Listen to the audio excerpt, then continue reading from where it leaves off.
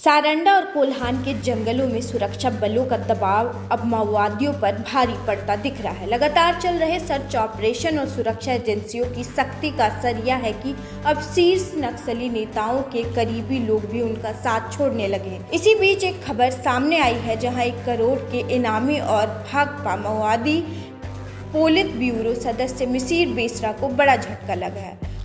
उसका सबसे भरोसेमंद साथी और निजी डॉक्टर रफीक उर्फ मंजीत जंगल छोड़कर पंजाब भाग गया है। सूत्रों के मुताबिक रफीक पंजाब का रहने वाला एक MBBS डॉक्टर है। बताया जा रहा है कि वह माओवादी विचारधारा से प्रभावित होकर संगठन में शामिल हुआ था और लंबे समय से मिसिर बेसरा के साथ साए की तरह चल रहा था।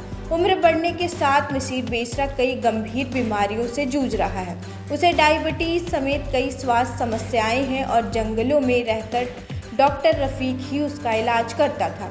लेकिन अब सुरक्षा बलों की लगातार कार्रवाई, ड्रोन निगरानी और चारों तरफ बढ़ते दबाव के कारण डॉक्टर रफीक ने खुद की जान बचाना बेहतर समझा और वहां सारंडा के जंगलों से निकलकर वापस पंजाब लौट गया। माना जा रहा है कि रफीक के भागने से मिसिर बेसरा की मुश्किलें और बढ़ सकती हैं, क्योंकि जंगलों में लगातार छिपकर रहना और बीमारी के बीच इलाज कराना उसके लिए अब बड़ी चुनौती बन जाएगा।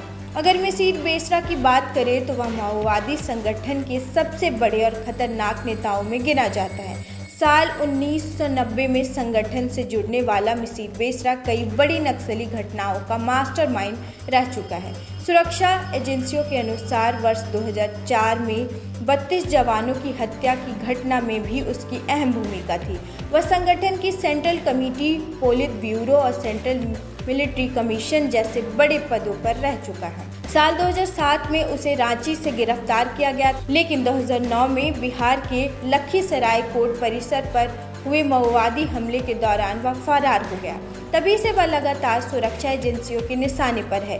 NIA समेत कई एजेंसियां उसके खिलाफ जांच कर रही है और सरकार ने उस पर 1 करोड़ रुपए का इनाम घोषित कर रखा है। इधर हाल के दिनों में मिसिर बेसरा को लेकर एक भावुक मामला भी सामने आया था।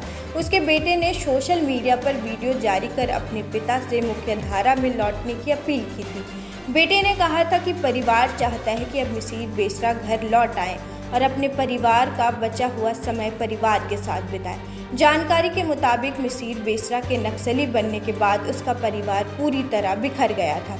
पत्नी घर छोड़कर चली गई, जबकि बेटा संघर्ष करते हुए पढ़ाई पूरी कर बाहर नौकरी करने लगा।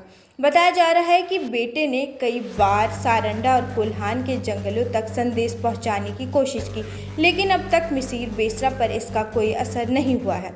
सुरक्षा एजेंसियों का मानना है कि शीर्ष माओवादी नेताओं को आत्मसमर्पण के लिए तैयार करना अभी भी सबसे बड़ी चुनौती बनी हुई है। सरकार की पुनर्वास नीति, इनाम और परिवार की भावनात्मक अपील के बावजूद मिसिर बेसरा जैसे बड़े नेता भी हथियार छोड़ने को तैयार नहीं है।